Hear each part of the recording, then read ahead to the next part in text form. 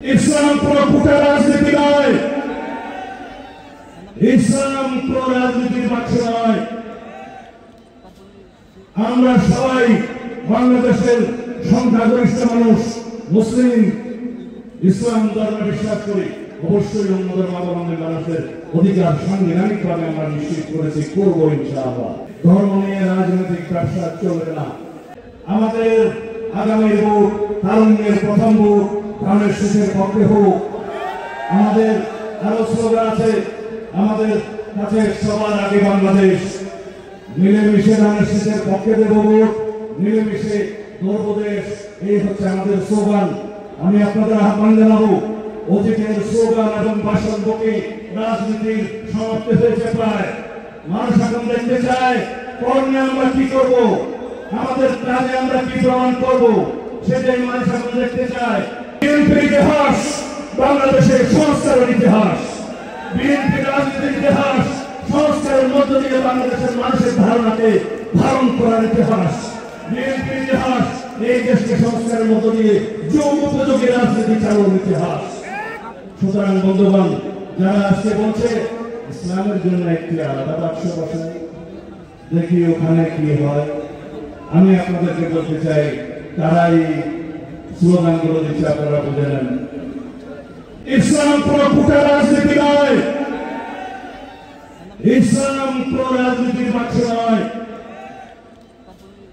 আমরা সবাই বাংলাদেশের সংখ্যাগরিষ্ঠ মানুষ মুসলিম, ইসলাম ধর্মে বিশ্বাস করি। অবশ্যই অন্য ধর্মাবলম্বী মানুষের অধিকার সাংবিধানিকভাবে আমরা নিশ্চিত করেছি, করবো ইনশাআল্লাহ। রাজনীতি দিয়ে ইসলামকে বিভক্ত করতে চায় যে শক্তি, সেই শক্তিকে আপনারা রাজনৈতিকভাবে মোকাবেলা করবেন বলেছেন। রাজনৈতিকভাবে মোকাবেলা করবেন ব্যালটের মাধ্যমে, ভোটের মাধ্যমে, আপনাদের বক্তব্যের মাধ্যমে। যারা একটি কিতাব নিয়ে গ্রামে গঞ্জে যাচ্ছে, জান্নাতের টিকিট নাকি তারা বিক্রি করতে চায়, নাউযুবিল্লাহ মিন যালিক। জান্নাতের টিকিট কি কেউ বিক্রি করতে পারে ভাই সাহেব? যারা বিক্রি করছে তারা তো ধর্ম ব্যবসায়ী। যারা বলছে মসজিদ মাদ্রাসা থেকে কওমি লাইনের মৌলানা সাহেবদেরকে বের করে দিবেন ধাক্কা দিয়ে তোলা, তারা কারা আপনারা নিশ্চয়ই জানেন। সুতরাং এই দেশে ধর্ম নিয়ে রাজনৈতিক ব্যবসা চলবে না। এই দেশে ৭১-এর চেতনার ব্যবসা করতে করতে শেখ হাসিনা শেষ পর্যন্ত দিল্লিতে আশ্রয় নিয়েছে। তিনি বাংলাদেশকে পরাজয়ে পরিণত করতে চেয়েছিলেন, আল্লাহ রাব্বুল আলামিন তাকে ওখানে আশ্রয় দিয়েছেন। আমরা বলে থাকি শেখ হাসিনা এবং আওয়ামী লীগের রাজনৈতিক মৃত্যু হয়েছে ঢাকায়, দাফন হয়েছে দিল্লিতে। আশা করি তাদের পরিসমাপ্তিও ওখানেই হবে। সুতরাং ৭১-এর চেতনা ব্যবসা যেমন বাংলাদেশের মানুষ ধারণ করে নাই, জুলাইয়ের চেতনাও যেন কেউ বিক্রি না করে এই আহ্বান জানাই। আমরা সবাই জুলাই যোদ্ধা, সবার আগে বাংলাদেশ।